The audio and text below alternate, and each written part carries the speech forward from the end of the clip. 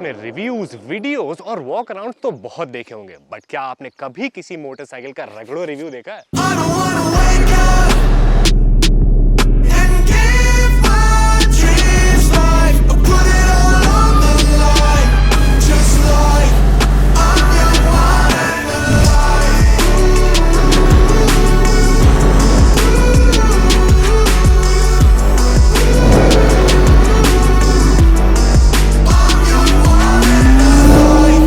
आज हम इस मोटरसाइकिल को रगड़ने वाले हैं ट्रैफिक लोडेड सिटी रोड्स पे, उसी के साथ साथ हमारे इंडिया के सिग्नेचर गड्ढे वाले रोड पे, और उसके बाद में इस मोटरसाइकिल के फेवरेट रोड यानी कि हाईवेज पर।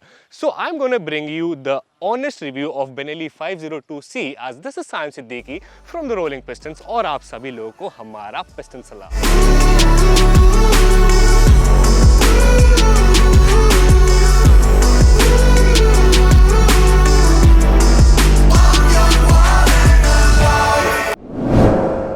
अब अगर आप इस मोटरसाइकिल की स्पेक शीट के बारे में जानना चाहते हो तो उसके लिए मैंने ऑलरेडी वीडियो कर रखा है, जिसका लिंक आपको हमारे स्क्रीन पर दिख रहा होगा और इसी के साथ साथ आपको डिस्क्रिप्शन में भी दिख जाएगा।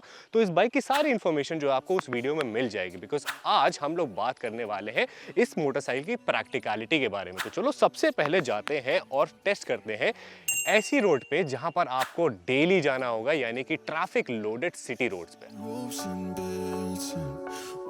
इस मोटरसाइकिल की सबसे अच्छी चीज जो मुझे सिटी रोड पे चलाते हुए लगी वो थी इसकी ट्रैक्टेबिलिटी, यानी कि इस इंजन को अगर आप 6th गियर पर भी चलाते हो या 5th गियर पर भी चलाते हो और अगर आपकी स्पीड 30 किलोमीटर या 30 से 40 की स्पीड भी है, तब भी इसका जो इंजन है वो ऐसे आवाज नहीं करता। उसके बाद में आपका इसका इंजन बंद नहीं होता, यानी कि 6th गियर पर भी 30 की स्पीड पर ये मोटरसाइकिल आपको ईजिली जो है कवर अप कर लेगी, यानी कि आराम से उठ जाएगी और चलने लगेगी। इस मोटरसाइकिल में फॉर्चुनेटली आपको हीट वाला प्रॉब्लम जो है वो देखने को नहीं मिलता है, बिल्कुल भी हीट नहीं करती है ये मोटरसाइकिल। हाँ, इसमें आपको थोड़े बहुत वाइब्रेशंस जो है वो देखने को मिल जाते हैं, लेकिन वाइब्रेशन भी आपको इतना ज़्यादा परेशान नहीं करते हैं कि आपको उसकी वजह से ये सोचना पड़े कि ये मोटरसाइकिल जो है ये आपका गलत ऑप्शन हो जाता है। इस मोटरसाइकिल का जो राइडिंग पोस्चर है वो भी बहुत ही ज़्यादा कंफर्टेबल है। आप इसको ध्यान से देखो तो बहुत ही ज़्यादा लंबी मोटरसाइकिल लगती है। 1600 mm का इस मोटरसाइकिल का जो है आपका व्हील बेस है। उसके बाद में इस मोटरसाइकिल की जो आपकी सीट हाइट है वो आपको 750 mm की मिल जाती है।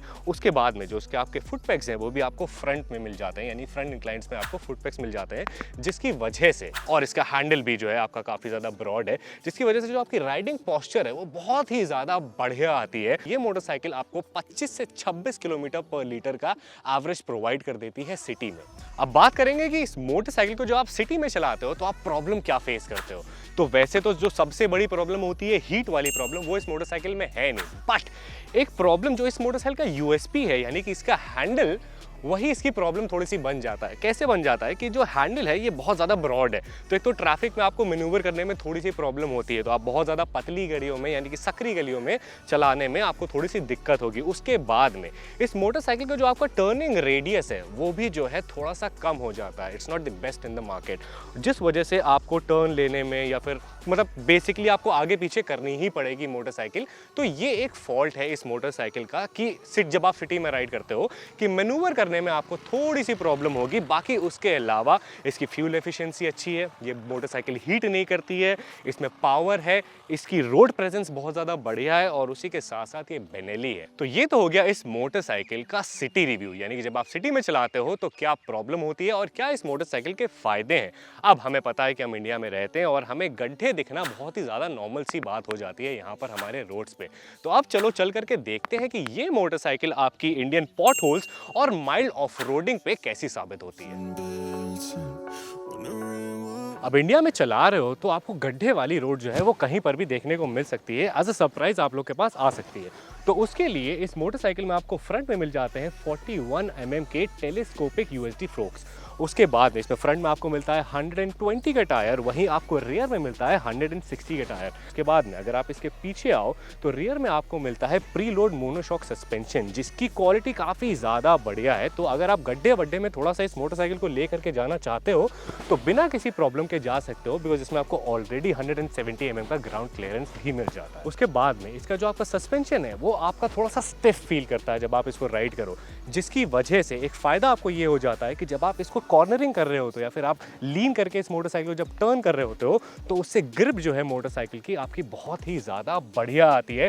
ट्रस्ट मी, मैंने इतनी सारी मोटरसाइकिल चलाई है, लेकिन मेरे हिसाब से सबसे ज़्यादा अगर मैंने लीन किसी मोटरसाइकिल को करा है तो मेरे हिसाब से वो है बेनेली 502C, बिकॉज ये आपको उस तरह का कॉन्फिडेंस जो है वो प्रोवाइड करती है। उसके बाद में अगर हम आ जाते हैं इसके पिलियन सीट पे, तो इसकी पिलियन सीट आपको छोटी लग रही है देखने में, बट इसका जो बैकरेस्ट है उसके साथ ही साथ जो इसकी पिलियन सीट है वो इट्स शॉकिंग बट कंफर्टेबल है बेसिकली। और जब आप इस मोटरसाइकिल को चलाते हो तो पिलियन के साथ इसकी जो राइड क्वालिटी है वो और भी ज़्यादा इन्हांस हो करके आती है। आई नो ये थोड़ा सा देखने में जो है आपको बहुत ही ज़्यादा वियर्ड लग रहा होगा, बिकॉज मुझे तो टू बी रियली ऑनेस्ट थोड़ा सा अजीब लगा कि इसका बैकरेस्ट जो है अगर ना होता तो मेरे हिसाब से ये मोटरसाइकिल जो है वो ज़्यादा अच्छी देखने में लगती, लेकिन बैकरेस्ट जो है वो आपका रिक्वायर्ड है, बिकॉज सीट की जो आपकी साइज़ है वो थोड़ा सा छोटा है, तो बैकरेस्ट जो है वो आपको सपोर्ट कर देता है। पिलियन सीट वैसे आपको कंफर्टेबल तो मिल जाएगी, लेकिन उसी के साथ साथ जब आप इस मोटरसाइकिल से हल्का सा गड्ढे वड्ढे वाली रोड पर जा रहे होगे ना, तो जो पिलियन आपका पीछे बैठा होगा उसको जो है काफ़ी ज़्यादा दर्द होने वाला है,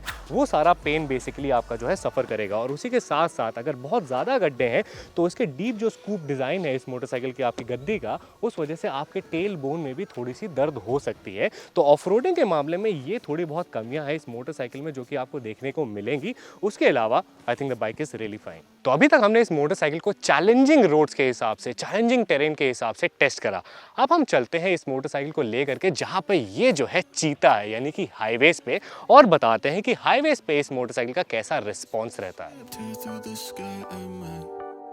तो जब हमने इस मोटरसाइकिल को हाईवे पे टेस्ट करा तो 0 से 100 ये मोटरसाइकिल पहुंची आपकी 6.1 सेकंड पे, और इस मोटरसाइकिल की जो आपकी टॉप स्पीड गई वो आपकी 175 गई। और उसके बाद में भी she was saying that push me more, मतलब उसके बाद भी कह रही थी कि अभी मैं और आगे जाऊंगी। ये मतलब जोक्स अपार्ट, उसके बाद में अगर आप इस मोटरसाइकिल से हाईवे पे क्रूज करना चाहते हो तो 100 से 120 किलोमीटर पर आवर की स्पीड पे पूरा दिन आप इससे क्रूज कर सकते हो, उसमें आपको कोई भी प्रॉब्लम नहीं आने वाली है। उसके बाद में अगर आप इस मोटरसाइकिल को बहुत ही ज़्यादा खींच के चलाते हो तब आपका जो फ्यूल एफिशिएंसी है वो थोड़ी सी आपकी ड्रॉप हो जाएगी, बट अगर आप इसको इज्जत से चलाते हो ना तो ये मोटरसाइकिल आपको हाईवे पे 31 किलोमीटर पर लीटर का एवरेज देने वाली है, जो कि एक बहुत बड़ा रिलीफ हो जाता है। आजकल के ज़माने में ये मोटरसाइकिल आपकी परफेक्ट टूरिंग ऑप्शन हो जाता है अगर आप 500 सीसी कैटेगरी में कोई कंफर्टेबल, पावरफुल, गुड लुक्स वाली बाइक देख रहे हो तो। और अगर इसके आप फ्यूल टैंक की बात करो तो इसमें 21 लीटर पेट्रोल जो है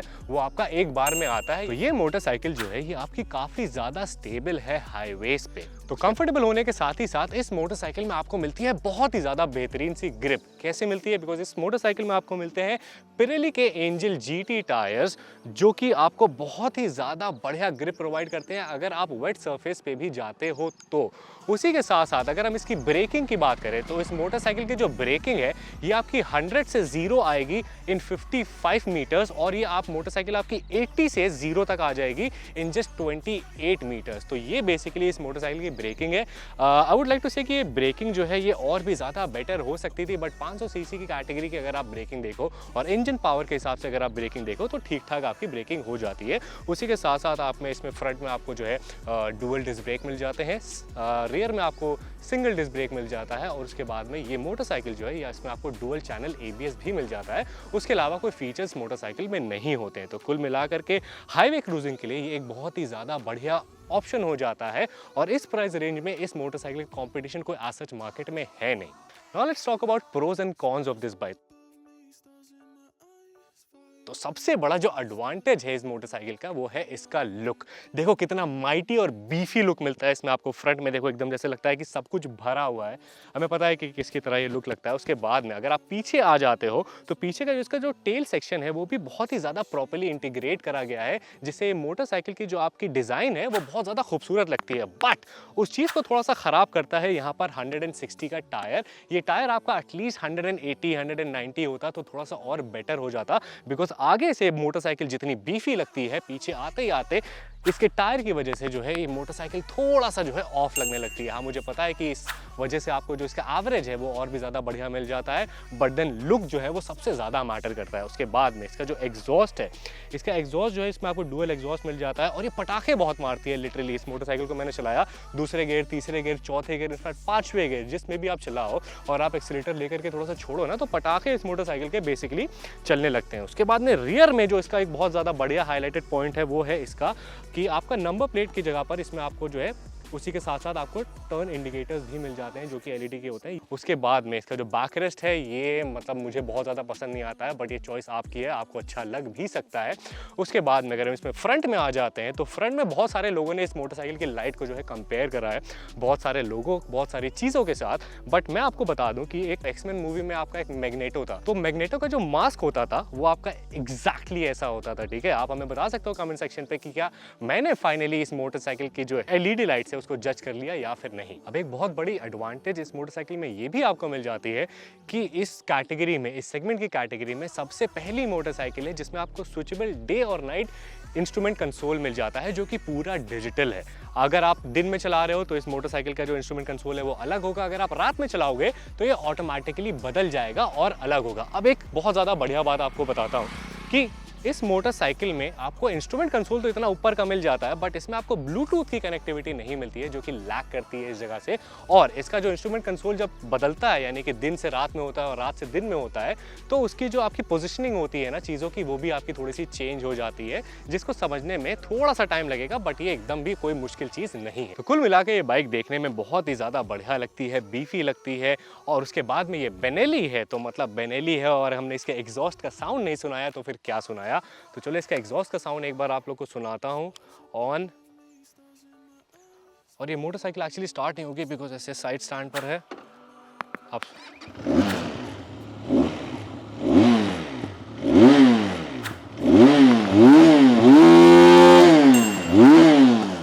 देख रहे हो पटाखे कैसे मार रही है। इसकी जो ऑन रोड प्राइसिंग है वो है आपकी 5,95,000 रुपीज की, जो कि अवेलेबल है आपकी बेनेली नोएडा पर। तो ये मोटरसाइकिल आपको क्यों लेनी चाहिए? तो अगर आप लोग के पास ऑलरेडी आपके जैसे मीटियोर हो गई, थंडरबर्ड हो गई बेसिकली, या एवेंजर हो गई, तो ऐसी क्रूजर मोटरसाइकिल से अगर आप अपग्रेड करना चाहते हो और ज़्यादा पावरफुल और ज़्यादा स्टाइलिश मोटरसाइकिल लेना चाहते हो तो फिर ये आपका ऑप्शन हो जाता है। अब इसके कॉम्पिटिटर कौन है मार्केट में? तो आज सच इस मोटरसाइकिल का कोई कॉम्पिटिटर है नहीं। बेसिकली एक मोटरसाइकिल आपकी आती है वल्कन। तो वल्कन जो है वो इससे ज़्यादा पावर की मोटरसाइकिल है और इसके 1 लाख रुपए आपकी महंगी भी हो जाती है।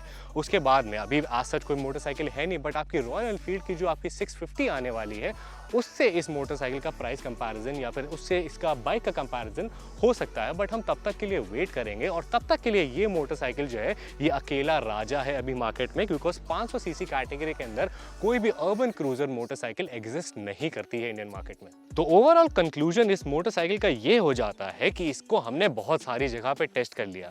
तो अब इसका कंक्लूजन ये है कि ये मोटरसाइकिल जो है ये एक अच्छा ऑप्शन है बेसिकली अभी इंडियन मार्केट में, जिसको आप ले सकते हो अगर आप कोई powerful good looking urban cruiser motorcycle लेने की सोच रहे हो जो कि अफोर्डेबल भी हो। तो ये एक अच्छा ऑप्शन है, आप इसे आके देख लेना। ये बेनेली के नोएडा शोरूम में आपकी खड़ी है और बाकी सारी जितनी भी डिटेल्स हैं वो आपके डिस्क्रिप्शन में, आप हमारे पिन कमेंट्स में आपको देखने को मिल जाएगी।